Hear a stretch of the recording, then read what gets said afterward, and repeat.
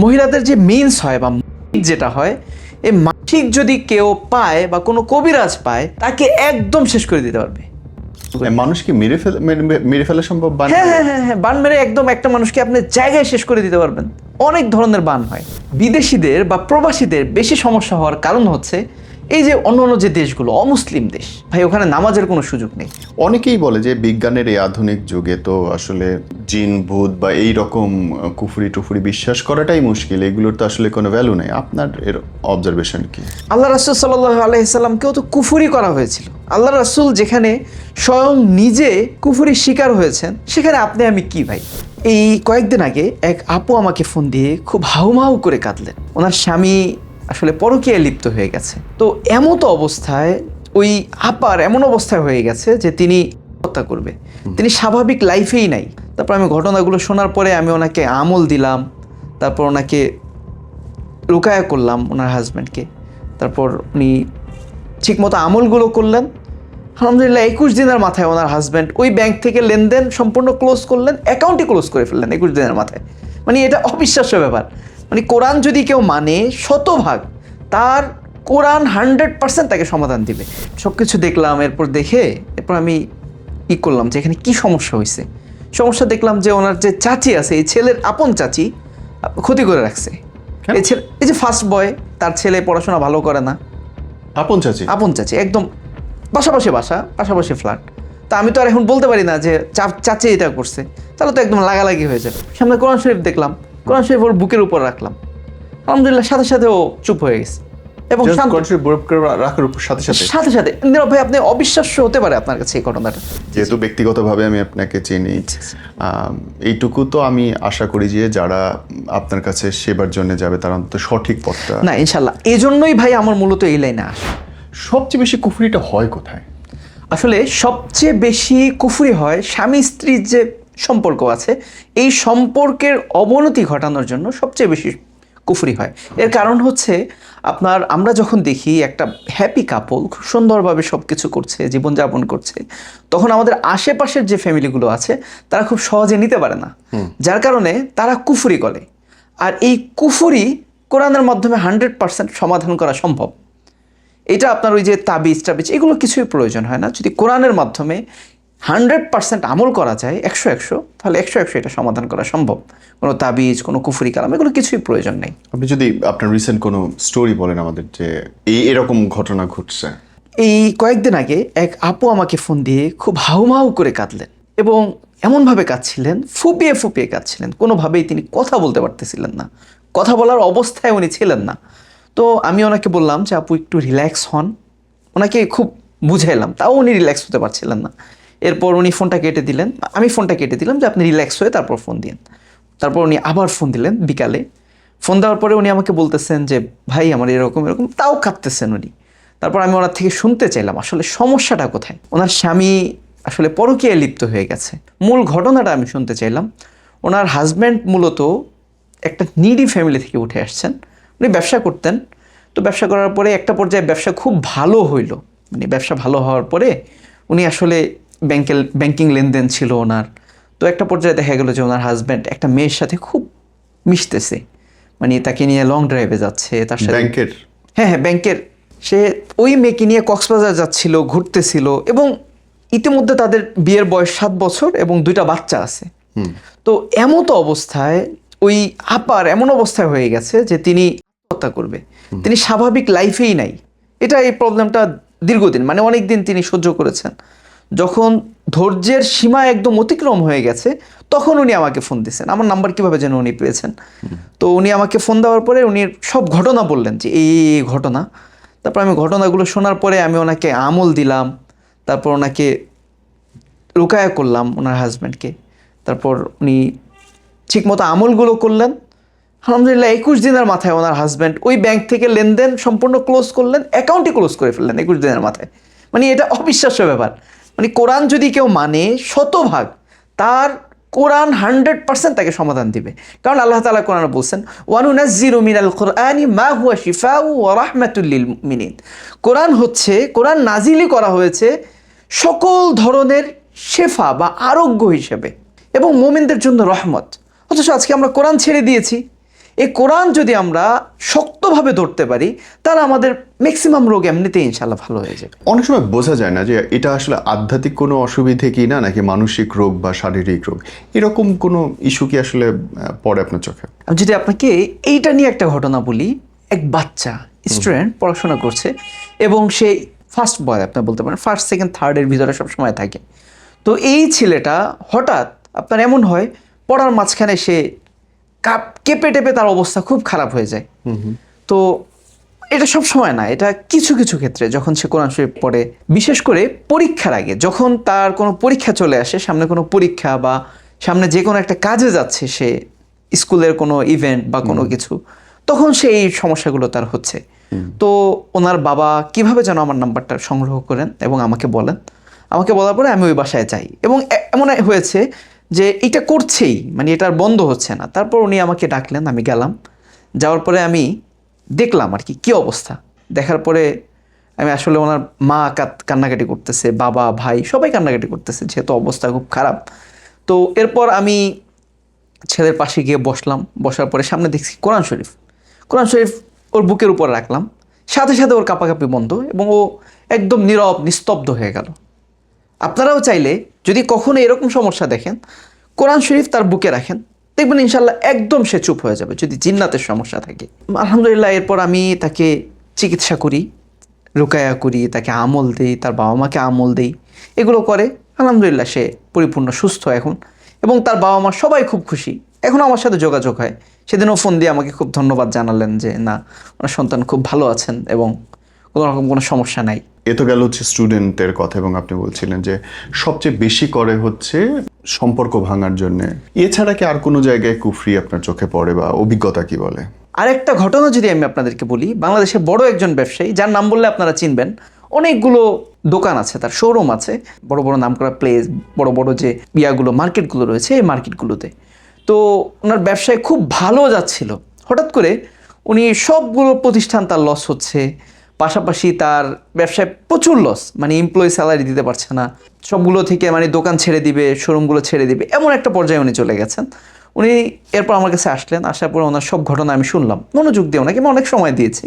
তারপর আমি দেখলাম ওনার আপন ভাই, যিনি এই প্রতিষ্ঠানের ম্যানেজার হিসেবে ছিলেন, উনি ওনাকে বান মারছেন। আপন ভাই? আপন ভাই, একদম আপন ভাই। এই প্রতিষ্ঠানে চাকরি? জি জি, এই প্রতিষ্ঠানে চাকরি করতো। আমরা তো ভাই একটা জিনিস শুরু করলে সবসময় চিন্তা করি যে আমার আপন জনরাই আমার পাশে থাকে, রাইট। তো আপন ভাই ওনাকে এই ক্ষতিটা করেছেন। তারপর আমি ওনাকে দেখলাম আসলে মূল সমস্যাটা কোথায়। তারপর দেখে আমি যেটা পাইলাম সেটা একদম আশ্চর্য হওয়ার মতো, যে ওনার আপন ভাই যে এই প্রতিষ্ঠানের ম্যানেজার, উনি ওনাকে ক্ষতি করছেন। আপন ভাই? আপন ভাই, নিজের মায়ের পেটের ভাই? নিজের মায়ের পেটের ভাই। আমরা তো ভাই যে কোনো একটা শুরু করার আগে চিন্তা করি যে আমার যারা আত্মীয় স্বজন আছে আশেপাশে তারাই থাক, দূরের কেউ থাকার দরকার নেই ভাই, দূরের কেউ থাকার কোনো প্রয়োজন নেই। এরপর আমি ওনাকে ডাকলাম এবং কথা বললাম ওনার সাথে, বলে আমি ওনাকে রুকায়া করলাম এবং আমি ওনাকে কিছু আমল শিখাই দিলাম, কিছু দোয়া শিখাই দিলাম। তারপর ভাই 21 দিনও না, এর মধ্যে উনি আমাকে ফোন দিয়ে বললেন যে হুজুর আলহামদুলিল্লাহ এখন আমার সব সমস্যার সমাধান হয়েছে, আমি এখন খুব ভালো আছি, ব্যবসা বাণিজ্য সব কিছু চেঞ্জ, মানে উনি পুরা চেঞ্জ, মানে উনি খুব খুশি, মানে খুশিতে আত্মহারা এমন অবস্থা। আপনি ভাই বলেন যে এটা কোনো ডাক্তারি চিকিৎসার মাধ্যমে এটা সমাধান করা সম্ভব কোনোভাবে? কেউ পারবে কোনো চিকিৎসা এটা সমাধান করতে? যেহেতু এখানে মানুষেরই কোনো কাজ না, এটা সমাধান কিভাবে করবেন আপনি? আবার অনেক সময় হয় কি জিন্নাতের সমস্যা হয়, জিন্নাত মানুষকে ক্ষতি করে। কিরকম? অনেকভাবে ক্ষতি করতে পারে। যেরকম ধরেন আপনি বাথরুম, আপনার রুমের যে দরজা আছে, আপনি বাথরুমের দরজা আপনি খোলা রাখছেন শোয়ার সময়, বাথরুম তো ভাই জিন থাকে এখানে, খারাপ জিনদের বাসস্থান হচ্ছে বাথরুম, আপনি এটা আপনার বেডরুমে খোলা রাখছেন, তার মানে আপনি ইচ্ছাকৃতভাবে আপনার নিজের ক্ষতি করছেন, এভাবে ক্ষতি করে। তারপর আপনার যদি কেউ ক্ষতি করতে চায়, মানে খুব ক্ষতি, যেটা আপনি অত সহজে সমাধান করতে পারবেন না, এটার জন্য 4টা জিনিস লাগে ভাই, 4টা জিনিস মাস্ট তার লাগবে।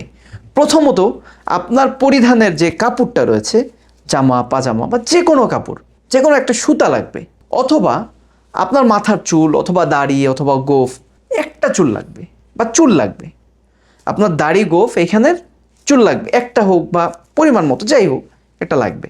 অথবা আপনার যে নখ, আমরা অনেকে দাঁত দিয়ে নখ কাটি, এই নখ দিয়ে যদি ক্ষতি করা হয় তাহলে এটা আপনি সহজে এটা থেকে মুক্তি পাবেন না। নখ, তারপর চুল, তারপর আপনার ওই যে মহিলাদের যে মিন্স হয় না মাসিক, এই মাসিকের যে রক্তটা, এই রক্তটা দিয়ে যদি কেউ কারো ক্ষতি করে তাহলে এটা এত সহজে সমাধান করা সম্ভব না।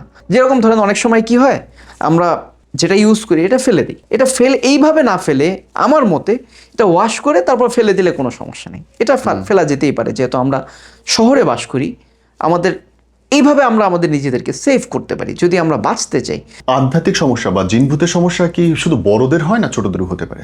জিন ভূত যে বললেন, প্রথমত ভূত বলতে পৃথিবীতে কিছুই নাই, আছে শুধু জিন। জিন নামের একটা সূরাই আছে কোরআন শরীফে, কুল উহিয়া ইলাইয়া আন্নাহু ইসতামাআ নাফারুম মিনাল জিন। এই যে জিন যে সূরাটা, এই সূরাটাই শুধুমাত্র জিনদের নিয়ে নাজিল হয়েছে। সুতরাং জিন সত্য, এটা আপনাকে মানতে হবে প্রথমত, যে আপনি যেরকম মানব জাতি, আল্লাহ তাআলা এইরকম ভাবে সেম আর একটা জিন জাতি সৃষ্টি করেছেন। এখন কিছু আছে ভালো জিন, কিছু আছে দুষ্ট জিন, মানুষের মতো। মানুষ যেরকম আপনার সবাই আল্লাহওয়ালা না, বুজুর্গ না, খারাপ আছে ভালো আছে, জিনও এরকম আপনার ভালো খারাপ দুটোই আছে। এখন খারাপ জিন যারা, তারাই শুধু মানুষের ক্ষতি করে, ভালো জিন কখনোই আপনাকে ক্ষতি করতে আসবে না। এটা কারণ কি? এটার কারণ হচ্ছে ভালো জিন তারা সবসময় আল্লাহর ইবাদতে মশগুল থাকে এবং তাদের কাজ নিয়ে তারা থাকে। যেরকম ভালো মানুষ কখনো কি আপনাকে ক্ষতি করতে আসবে? তা তো সময় নাই, সে চিন্তা করবে যে আল্লাহ দেখতেছেন। এরকম জিনও সেম, কখনোই তারা আপনার ক্ষতি করতে আসবে না। কিন্তু খারাপ যারা, তাদের কাজই হচ্ছে মানুষের ক্ষতি করা। এই ক্ষতিটা কীভাবে? ধরেন আপনার সন্তান পড়াশোনা করতে পারতেছে না, বা খুব ভালো স্টুডেন্ট, তাকে সে ক্ষতি করতে পারে। অথবা আপনি খুব ভালো কাজ করছেন, হঠাৎ করে দেখলেন যে আপনার কাজ হচ্ছে না। আমাকে যদি বাচ্চাদের উপরে জিনের প্রভাব সম্পর্কে একটু বলেন। তাহলে আমি কিছুদিন আগের একটা ঘটনা বলি। পরিচিত এক ভাই, মানে ওইরকম পরিচিত নয়, একই এলাকায় আর কি, উনি জানলেন যে কোনোভাবে আমার কথা। জানার পরে উনি আমার কাছে আসলেন। আসার পরে উনি বললেন যে ওনার ছেলের অবস্থা খুব খারাপ, একটু যাওয়ার জন্য। আমি আসলে ওরকমভাবে যাই না সহজে কারো বাসায় বা ইয়াতে, আমি এরকম কোনো করি না। তো উনি খুব রিকোয়েস্ট করাতে আমি গেলাম। যাওয়ার পরে আমি ওনার বাসায় গিয়ে দেখলাম ওনার ওয়াইফ, উনি ওনার বড় ছেলে সবাই কান্নাকাটি করতেছে। তারপর আমি আসলে ঘটনাটা জানতে চাইলাম যে আসলে ঘটনাটা কি হয়েছে এবং কেন হয়েছে। তারপর উনি জানালেন ওনার যে ছেলের এই সমস্যাটা, ওই ছেলেটা স্টুডেন্ট হিসেবে খুবই ভালো এবং খুব অ্যাক্টিভ একটা ছেলে, কিন্তু হঠাৎ করে ওই ছেলেটা পড়াশোনা করতে গেলে অসুস্থ হয়ে যায়। কীরকম অসুস্থ? আপনার কাঁপাকাঁপি করে, মানে শুয়ে একদম কোনো স্বাভাবিক আচরণ করে না, অস্বাভাবিক আচরণ করে। তো আমি ওখানে গিয়ে সব কিছু দেখলাম। এরপর আমি করলাম যে এখানে কি সমস্যা হয়েছে। সমস্যা দেখলাম যে ওনার যে চাচি আছে, এই ছেলের আপন চাচি ক্ষতি করে রাখছে। এই যে ফার্স্ট বয়, তার ছেলে পড়াশোনা ভালো করে না। আপন চাচি একদম পাশাপাশি বাসা, পাশাপাশি ফ্ল্যাট। তা আমি তো আর এখন বলতে পারি না যে চাচি এটা করছে, তাহলে তো একদম লাগালাগি হয়ে যাবে। তা আমি বললাম জিন্নাতের সমস্যা আছে, এটা আসলে তদবির করলে ঠিক হয়ে যাবে ইনশাআল্লাহ। তারপর আমি সামনে কোরআন শরীফ দেখলাম, কোরআন শরীফ ওর বুকের উপর রাখলাম, আলহামদুলিল্লাহ সাথে সাথে ও চুপ হয়ে গেছে এবং সাথে সাথে। নীরব ভাই, আপনি অবিশ্বাস্য হতে পারে আপনার কাছে এই ঘটনাটা, আমি একদম 100% সত্য কথা আপনাকে বলছি। আপনি বলতে পারেন যে এটা কি ভাই, কোরআন শরীফ এটা 100% আপনার আমার শেফার জন্য, সঠিক আরোগ্যের জন্য। কিন্তু আজকে আমরা কোরআন শরীফকে আরোগ্যের কাজে ব্যবহার করছি না। এজন্য আমরা আমাদের যে সমস্যাগুলো সমাধান করতে পারছি না। কেন আরোগ্যের জন্য? আল্লাহ তাআলা বলছেনই, কুল হুয়া লিল্লাযীনা আমানু হুদা ওয়া শিফা। হে নবী, আপনি বলে দিন এই কোরআন শরীফ ওই লোকদের জন্য হেদায়াত এবং চিকিৎসা, শিফা। কাদের জন্য? যারা ঈমান এনেছে। এখন যারা অমুসলিম, তাদের জন্য কি কোরআন না? তাদের জন্যও কোরআন। যেরকম আল্লাহ তাআলা বলছেন, ওয়ানুনাজ্জিলু মিনাল কুরআনি মা হুয়া শিফাউ ওয়া রাহমাতুল লিন-নাস। আমি কোরআন নাজিল করেছি মানুষের আরোগ্যের জন্য, শেফার জন্য। কোরআন হচ্ছে সব মানুষ, মুসলমান, হিন্দু, খ্রিস্টান, বৌদ্ধ, সে যাই হোক। কোরআনের সেবা কি তার মানে সকল ধর্মের মানুষের জন্য? এটা শুধুমাত্র আপনার আমার জন্য বিষয়টা মোটেও এমন না। এটা যে হেদায়াত, কোরআন যে হেদায়াত, এইটাও সকল মানুষের জন্য, এটা আল্লাহ বলেই দিচ্ছেন। আর আমাদের কোনো ধরেন বিধর্মী যিনি আল্লাহর পূর্ণ আস্থা রাখেন না কিংবা এই ধর্মটা বিশ্বাস করে না, সে কিভাবে তাহলে এর সমাধান বা এ থেকে উপকার পাবে? তারা যদি আমার কাছে আসে, তাহলে আমি আগে দেখি এটা কিসের সমস্যা। এটা কি কোনো জিনের সমস্যা, নাকি এটা কোনো বান মারা বা পদ নজর এই ধরনের কোনো সমস্যা। আচ্ছা। তো দেখলে তারপর আমি তাকে রুকায়া করি, হুম। যেহেতু কোরআন সবার জন্য, সেহেতু আমি তাকে রুকায়া করি। করার পরে আমি তার অনুমতিক্রমে আমি তাকে কিছু আয়াত লিখে দিই জাফরানের কালি দিয়ে, এবং বিভিন্ন তাকে দেই। দেওয়ার পরে উনি এগুলো করেন, আর আমি ওনার হয়ে এই আমলগুলো করি। ওনার যে আমলগুলো করা দরকার ছিল সেগুলো আমি করি। সেক্ষেত্রে আমাদের কষ্টটা একটু বেশি বেড়ে যায় আর কি। আপনার কাছে চিকিৎসা নিতে হলে বা আপনার সেবা নিতে হলে কি আপনার চেম্বারে আসতে হয়? আমার 95% রুগী হচ্ছে দেশের বাইরের। বিদেশিদের বা প্রবাসীদের বেশি সমস্যা হওয়ার কারণ হচ্ছে এই যে অন্যান্য যে দেশগুলো অমুসলিম দেশ, ভাই ওখানে নামাজের কোনো সুযোগ নেই। আমাকে তো আল্লাহ বিভিন্ন দেশ ঘুরাইছেন, বিভিন্ন দেশে ঘুরছি, বিভিন্ন আপনি তো দেশে। খুব সম্প্রতি চায়না পর্যন্ত গিয়েছেন। হ্যাঁ হ্যাঁ, চায়নাও আপনার জ্ঞান অর্জনের জন্য চায়না যেতে বলা হয়েছে। জি। সারা পৃথিবীর অনেক দেশ আল্লাহ তাআলা এই পর্যন্ত ঘুরাইছেন। তো ঘুরে আসছি, দেখলাম। তো দেখে ওখানে যেটা আমি পাইলাম তা হচ্ছে ওই দেশগুলোতে আপনার মুসলমান থাকার ওইরকম কোনো পরিবেশ নেই। আপনি 5 ওয়াক্ত নামাজ পড়বেন, আপনি রোজা রাখবেন, আপনি আপনার দিন নিয়ে চলবেন, হালাল খাবেন, এটা খুব কঠিন। এটা খুব কঠিন হওয়াতে আপনি যখন ভাই সবসময় হালাল খাবেন তখন আপনার এই সমস্যাগুলো খুব কম হবে। কিন্তু যখন আপনি হালাল থেকে বের হয়ে যাবেন, যখন আপনি নামাজ রোজা থেকে সরে যাবেন, তখন আর আপনার এই সমস্যাগুলো বাড়বে। বিদেশিদের কি কি সমস্যা থাকে, বা যারা বিদেশি বাঙালিদের তাদের কি রকম সমস্যা থাকে? বিদেশিদেরকে মূলত যেভাবে ক্ষতি করা হয় তা হচ্ছে বিদেশিরা যখন বাইরে যায় পয়সা ইনকাম করে, তখন ওই যে পাশের বাসার ভাবি, পাশের বাসার চাচা, খালা, মামু, কারো কি ভালো লাগে না। কেন ভালো লাগে না? অমুকের ছেলে মাস শেষে এত লাখ টাকা পাঠাচ্ছে, এই করতেছে, সেই করতেছে, ফ্যামিলি নিয়ে বাইরে চলে গেছে। এটা তো আসলে ভাই আমরা সহ্য করতে পারি না। আমরা এই জাতি হিসেবে আমরা তো ভাই খুব ভালো, এজন্য আমরা সহ্য করতে পারি না। না পারাতে এই কবিরাজ, মানে অনেক ধরনের কবিরাজ তো ভাই হয়, কি বলবো আর কবিরাজদের কথা। মানে আপনি যদি গিয়ে বলেন যে টাকা দিচ্ছি, তাহলে সব সম্ভব, সব কিছু করে দেয়। আপনি ওই লোককে মারা থেকে শুরু করে সম্পর্ক নষ্ট করা থেকে শুরু করে। মানুষ কি মেরে ফেলা সম্ভব? হ্যাঁ হ্যাঁ হ্যাঁ হ্যাঁ, বান মেরে একদম একটা মানুষকে আপনি জায়গায় শেষ করে দিতে পারবেন। অনেক ধরনের বান হয়, কিন্তু এটার জন্য কয়েকটা জিনিস লাগে। ভালোভাবে ক্ষতি করতে চায়, আপনাকে মেরে ফেলতে চায়, অথবা আপনাকে পাগল বানায় ফেলতে চায়, অথবা আপনার বড় কোনো ক্ষতি করতে চায়, তাহলে কয়েকটা জিনিস কবিরাজের লাগে। সেই জিনিসগুলো কি? প্রথমত আপনার পরিধেয় যে কাপড়গুলো আছে, যে কাপড়টা আপনি সবসময় পরছেন, এই কাপড়টা সে নিবে। এমন হতে পারে কাপড়ের একটা সুতা তো টান দিলেই উঠে যায়, এই সুতাটা সে নিবে। অথবা আপনার শরীরে যে নখ আছে, হাতের, পায়ের, আমরা তো অনেক সময় মুখ দিয়ে নখ কেটে ফেলে দিই, এটা জানিও না যে আমরা নখ কেটে ফেলে দিলাম বা নখ ছিঁড়ে ফেললাম। এটা হচ্ছে কত বড় ডেঞ্জারাস ভাই, আপনি বিশ্বাস করতে পারবেন না, এটা কত খারাপ জিনিস। এই নিজের নখ, হ্যাঁ, এটা ডেঞ্জারাস জিনিস ভাই। এটা দিয়ে যদি আপনার ক্ষতি করে, আপনার শরীর পচে যাবে, আপনার শরীর নষ্ট হয়ে যাবে, আপনি বিছানায় পড়ে যাবেন, তারপর আপনি একদম ভ্যাংলা পাতলা হবে। মানে অনেক ধরনের বান হয়। বানের প্রকার যদি বলি আপনার 2-4 ঘন্টা শেষে এখানে। তো এরপরে মহিলাদের যে মেন্স হয় বা মাসিক যেটা হয়, এই মাসিক যদি কেউ পায় বা কোনো কবিরাজ পায়, ওই মহিলা মানে যার মাসিক, তাকে একদম শেষ করে দিতে পারবে, একেবারে শেষ। হয় তাকে পাগল বানায় ফেলবে, না হয় তাকে তার বাচ্চা কাচ্চা একদম হবেই না, এমন একটা অবস্থা করে ফেলবে। অথবা এমনও হয় যে কোনো জিন, আপনি এটা ফেললেন, জিনরা ভাই কী খায়? জিনরা মূলত খায় হচ্ছে হাড্ডি, নাপাক জিনিস। খারাপ জিনরা এগুলো খায়, নাপাক জিনিস এগুলো খায় আর কি। তারা যদি এই রক্তটা পায়, এই রক্তটা দিয়ে তারা ক্ষতি করবে। জিন্নাতরাও ক্ষতি করতে পারে, এমন না যে আপনার কারো এসে বা কোনো কবিরাজের ক্ষতি করতে হবে ভাই, অটোমেটিকলি ক্ষতি হয়ে যাবে। অটোমেটিকলিও ক্ষতি হয়ে যেতে পারে। জি, যে কথাটা বলছিলেন বিদেশি মানুষদের কি কি সমস্যা হয়, তার একটা বললেন হচ্ছে সম্পর্ক শেষ করে। 2 নম্বর হচ্ছে আপনার তাদের যে আর্থিক সমস্যাগুলো, মানে একটা কাজ করছে, সে কাজ হচ্ছে না, বিভিন্ন জায়গায় হচ্ছে। এমন হয় যে আপনি ইতালিতে সে একটা ভালো সুযোগের জন্য গেল, কিন্তু ওখানে গিয়ে তার কাজটা হলো না, এমনও হয়। মানে এটা অবিশ্বাস্য ব্যাপার হলেও সত্য। আপনি একটা কোম্পানির অফার লেটার পেয়ে আপনি দেশের বাইরে গেলেন, গিয়ে যে কোনো কারণে আপনাকে দেখলেন যে তারা আর আপনাকে অ্যাকসেপ্ট করছে না, তো এখন আপনি কি করবেন? এই কাজগুলো কারা করে? এই কাজগুলো আত্মীয় স্বজন অনেক ক্ষেত্রে করে।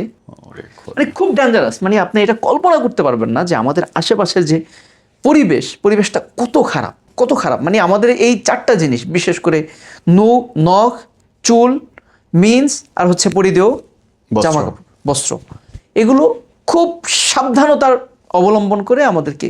অনেকেই বলে যে বিজ্ঞানের এই আধুনিক যুগে তো আসলে জিন ভূত বা এই রকম কুফরি টুফরি বিশ্বাস করাটাই মুশকিল, এগুলোর তো আসলে কোনো ভ্যালু নেই। আপনার এর অবজারভেশন কি? আল্লাহ রাসূল সাল্লাল্লাহু আলাইহি সাল্লামকেও তো কুফরি করা হয়েছিল, আপনি জানেন কিনা? আল্লাহ রাসূল যেখানে স্বয়ং নিজে কুফরির শিকার হয়েছেন, সেখানে আপনি আমি কি ভাই? ওনার আমলের আশেপাশেও তো ভাই আমরা নাই। আমরা এক ওয়াক্ত নামাজ পড়লে আরেক ওয়াক্ত চলে যায়, আমরা জানি না যে ওয়াক্ত একটা চলে গেছে। আমরা সারাদিনে একবার কোরআন শরীফ পড়ি না, আমরা যা ইচ্ছা তাই করি ভাই। তাহলে আমাদের ক্ষতি হবে না কেন ভাই? আরেকটা জিনিস যে আপনি বললেন ভূত, ভূত বলতে ভাই আসলে পৃথিবীতে কিছু নাই। জিন আছে কিন্তু ভূত নাই। জিন কেন আছে? আল্লাহ তাআলা জিন নিয়ে একটা সূরাই নাজিল করছেন এবং আল্লাহ তাআলা বলছেন, মা খলাকতুল জিন্না ওয়াল ইনসা ইল্লা লিয়াবুদুন, আমি মানুষ এবং জিন জাতিকে শুধুমাত্র আমার ইবাদতের জন্য তৈরি করছি। তার মানে এখানে বোঝা গেল কি, জিন আছে। আর জিনের পরিমাণ কি? জিনের পরিমাণ মানুষের চেয়ে অনেক গুণ বেশি। আর এই জিন, ভালো জিনগুলো আপনার কখনো ক্ষতি করবে না, তারা তাদের আমল করবে, তারা তাদের কাজ করবে। আপনি এই রুকিয়া পেশাতে কতদিন এবং কেমন করে আসা? আমি এই রুকিয়ার সাথে জড়িত আজ থেকে প্রায় 17-18 বছর, কিন্তু এটা কেউ জানতো না। মানে এটা আমি ওইরকমভাবেই করি নাই। এতদিন আপনি প্রকাশ করেন? প্রকাশ করি নাই। এই প্রকাশ না করার কারণ হচ্ছে আমি চাই না যে এইরকম প্রফেশন বা এরকম একটা কাজে আমি জড়ায় যাব। জি। কিন্তু আমি যেটা দেখলাম, সমাজের অবস্থা বা দেশের অবস্থা এমন, অনেকে আসলে এগুলো দিয়ে মানুষের ক্ষতি করছে, উপকার তো হচ্ছেই না, বিভ্রান্ত হচ্ছে মানে। বরং মানুষ বিভ্রান্ত হচ্ছে, যার কারণে মানুষের মনে হচ্ছে আসলেই কি কোরআন আপনি শিখা। তো কোরআনের হাফেজ। হ্যাঁ আলহামদুলিল্লাহ, আমি হাফেজ এবং মাওলানা। আমাদের পেজে প্রথম 30 পারা কোরআন আপনার কাছ থেকে পড়া। জি, আলহামদুলিল্লাহ। 2 বছর আগে রমজানে 30 দিনে 30 পারা কোরআন আপনি আমাদের এখানে খতম দিয়েছিলেন, একদম ওয়ান টেক লাইভ হয়েছিল সেটা। সো আমরা অনেক কৃতজ্ঞ অ্যাকচুয়ালি। আলহামদুলিল্লাহ, আমরাও আপনাদের সাথে থাকতে পেরে খুব আনন্দিত। এবং আমরা দোয়া করি আল্লাহ যেন মানুষকে সুপথে আনে। যেহেতু ব্যক্তিগতভাবে আমি আপনাকে চিনি, এইটুকু তো আমি আশা করি যে যারা আপনার কাছে সেবার জন্য যাবে তারা অন্তত সঠিক পথটা। না ইনশাল্লাহ, এই জন্যই ভাই আমার মূলত এই লাইনে আসা, না হলে তো ভাই আমার দরকার ছিল না। এই লাইনটায় যেহেতু এই লাইন করলে আমাকে অনেকে অনেক কথা বলতে পারে। আপনার তো নিজের ব্যবসা আছে, ওয়াটার পিউরিফিকেশনের জি ব্যবসা জি, আছে। আমি ওয়াটার ট্রিটমেন্ট নিয়ে সারা দেশে কাজ করি এবং বড় বড় গ্রুপ অফ কোম্পানিগুলোর কাজ করছি। তারপর আমি হাউস হোল্ড, আমার অনেক সারা দেশব্যাপী আমি কাজ করছি আলহামদুলিল্লাহ। ইনশাআল্লাহ। তার মানে সোজা বাংলায় টাকা পয়সার জন্য এই লাইন? না, টাকার জন্য না, আসলে মূলত আমি টাকার জন্য এই লাইনে করছি না। আমার এখানে ভাই উদ্দেশ্যই হচ্ছে মানুষের উপকার করা। যেহেতু হাজার হাজার মানুষ এটার মাধ্যমে ভুল পথে যায়, হ্যাঁ বিভ্রান্তির শিকার হচ্ছে। রাইট। মানে অনেক সময় তো শিরক পর্যন্ত দেখে ফেলি। আল্লাহ মাফ করুক সেগুলো থেকে। অনেক ক্ষেত্রে দেখা যাচ্ছে যে মানুষের কোরআন যে শিফা, এই জিনিসটাই মানুষ ভুলে যাচ্ছে। কেন ভুলে যাচ্ছে? যে আমাদের মতো কিছু লোক আসলে যা ইচ্ছা তাই করতেছে।